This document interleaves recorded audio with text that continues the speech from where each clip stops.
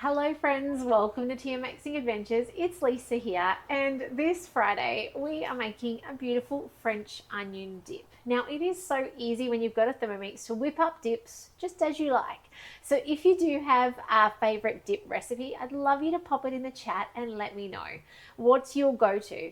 Often ours here is the herb and garlic dip, but the kids have been asking for French onion for a little while now. So I thought this would be a really good video for today.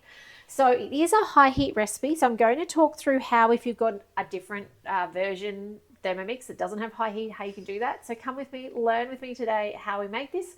I went out this morning and actually harvested some onions from the veggie patch. I haven't let them dry, hence, or dehydrate, kind of dry out, hence the reason I'm getting onion juice all over my hand. But they were very much ready, and I wanted to water the garden and not let them get wet again. So first things first, into our Thermomix, 20 grams of olive oil. So no matter what model you've got, you need some oil in the bottom to start off with.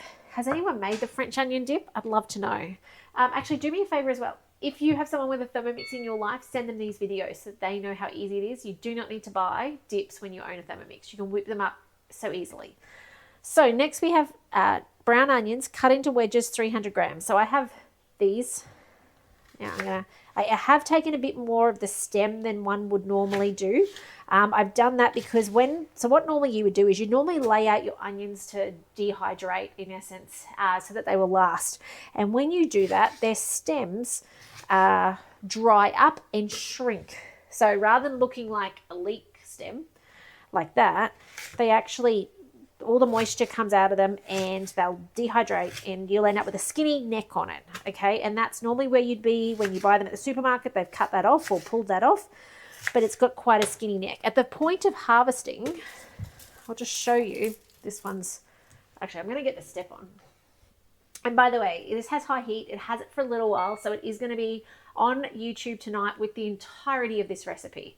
So after 6 o'clock, check on YouTube. You can see this recipe beginning to end with the next steps, because you do not want to stand here on Facebook and watch me for the next 20 minutes or however long the next step goes for. So it's got a 10-minute, 160 degrees, gentle high heat. Okay, now if you have a TM31 or a TM5, the best you can do is Vorwerk. Make it a bit longer, make it 15 minutes so it cooks more, it softens and sweetens more, but take it longer on Vorwerk, which, by the way, TM5 owners, if you don't know where that is, when you go around on your temperature dial and you turn it all the way and you get to 120, go to the next one. It says Vorwerk. Sometimes people reach out asking, I don't know, I don't have a Vorwerk. That's why. Hey Kim, lovely to see you on today. So this is what I just picked out of the garden. This one's a smaller one, but it was being pulled out already by another plant next to it. So what normally happens is you lie these out and it shrivels up and dehydrates. This sucks in, this neck in it will suck in, and you end up with then being able to cut the top off, and then it stores for a long time. When I've literally pulled it in today, it's all full of, nutrients and stuff still in that stem. And so, that was a snow pea. So it's still very full and luscious at that point in time. Also, the variety will dictate how, big those necks on them are as well.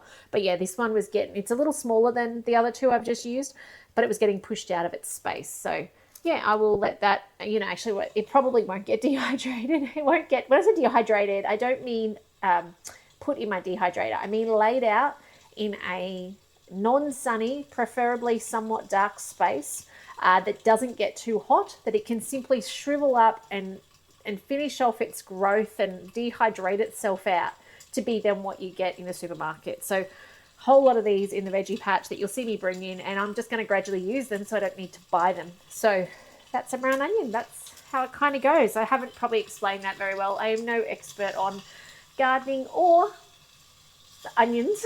It's just what I do. So anyway, hello Janelle, lovely to see you on today as well. So yes, we've also brought in today some more of the yellow tomatoes. You're going to see a video go up over the weekend about how I preserve my tomatoes, so check that on YouTube. We've got some capsicums coming ripe, which is really cool, and just some more tomatoes, yellow tomatoes, because the bugs don't recognize they are edible when they're yellow, strangely, at my house, and some strawberries because it's strawberry season. So All right, friends, it has now been probably an hour and a half. I have had lunch. I took it out to cool it because I thought I was going to try and make it really quickly. But in the end, I forgot about it. Well, not forgot about it. I left it there because I went into the landscapers, got some stuff for concreting, and came back, did the most amazing reverse with the trailer. That was a win. So it is well and truly cool now. You need to have this cool before you add the cream cheese kind of content. Otherwise, that'll just melt. It'll make a big soggy mess. So you do need to have enough time for that. Retain 1 tablespoon of onions for garnish and set aside. So I'll just push some aside in the bowl here to leave. And I'm putting them back in the bowl they came out of. So about 1 tablespoon. Oh, that might be a teaspoon, but that's okay. Okay, next we have cream cheese. Now I'm using my fake cream cheese. It's actually Labna. If you're new here and you haven't been following along, I've been making a bit of a habit of saving money by making my own cream cheese type stuff from yogurt, so just straining it. I actually have quite a thorough video coming out soon because many of you asked for kind of the complete rundown on it, so that'll be out possibly this weekend, I think. So 150 grams of that. So you can see how lovely and thick that is. Hopefully I've got enough here. The kids have really been enjoying it. They've been putting it on all sorts of things, sandwiches and all sorts, rice cakes. Rice cakes are about the only thing we buy ready-made. So yeah, I'm just going to use the rest of this because there has been people asking about how much does it make? Like how frugal is it? So I'm going to weigh out my next one into this is my little rotation container, and I'll let you know. Now I don't have sour cream, but I could use yogurt, but I've got cream. So I'm just going to use cream. I am going to cut it down to about 80 grams because I just had a little extra of the other one. So balance it out. Now we've got garlic powder and onion powder. Now, hot tip from some of you at the end of last summer, keep your garlic and onion powders in the fridge so they don't end up like a concrete rock. So thank you to those of you who reached out and told me that. So half a teaspoon of garlic powder. Yum. 1 teaspoon of onion powder. Now I have onion flakes because, I don't know whether I bought it because I was scared it was going to set, and my theory was the flakes would not set, or whether I bought it because that's all I had. I'm not sure. And then some apple cider vinegar. If you don't have apple cider vinegar, just grab for a normal vinegar or even a squeeze of lemon juice. I reckon would be amazing. It's just a teaspoon, 1.5 teaspoons, yeah, teaspoon. So I'm just going to guess. And actually that'll be good because that'll make up for that sour cream that I don't have. It'll kind of sour that. Next, let's mix it. We are so close to being done. Let's go 10 seconds, speed 5.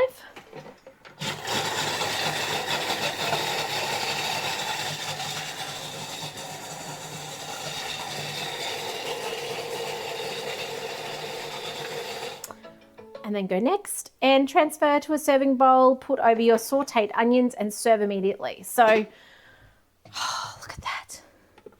That is so cool. All right, so that's going to go in a bowl. It smells amazing. Now, little hot tip, if you like it salty, and I'm going to have a little taste. I'll go away fly. If you like it saltier, because some people do. Ooh, that has a very sweet tone to it. If you want to season that, add half a teaspoon, as I do. I want it saltier. It's got a beautiful kind of onion sweet. It's got the nice bite from the apple cider vinegar, but it's missing that saltiness. Put some stock paste. I'm going to grab out in a moment off camera. I'll grab half a teaspoon of stock paste, put that in, the veggie stock paste, and that'll just immensely broaden that flavor and just be gorgeous. So check out the picture coming up shortly. It's also the cover photo of the final product when I put it in a dish and I show you, but that is really yummy. Definitely add that to your to-dos. Definitely highly recommend it. If you need a quick one because you've got people who are turning up ASAP, obviously you don't have time to cool it, just go for your herb and garlic dip. It is amazing as well. So otherwise, I hope you've enjoyed. Share these videos with your friends and family who need to be inspired by what their Thermomix can do and the ease it can bring. You know, there's so many recipes we can cook, and I hope that these are giving you more that you can confidently do and feel inspired to make in your Thermomix over the weekend and ahead. So otherwise, if I can help you get a TM7 on the bench, please don't ever hesitate to reach out. If you live in Australia, I'd love to be the one to help you get it and help you get the most out of it going forward, regardless of where you live in Australia. And if you've got a friend or family member thinking on it as well, remember to get your referral code so that you can get thanked for being the reason that they are inspired to get one. But otherwise, guys, have a fantastic day. Take care over the weekend, and I will be back on Monday with some more videos. Do check out the ones coming up at 6 p.m. over the weekend. Take care, and I'll see you soon. Bye for now.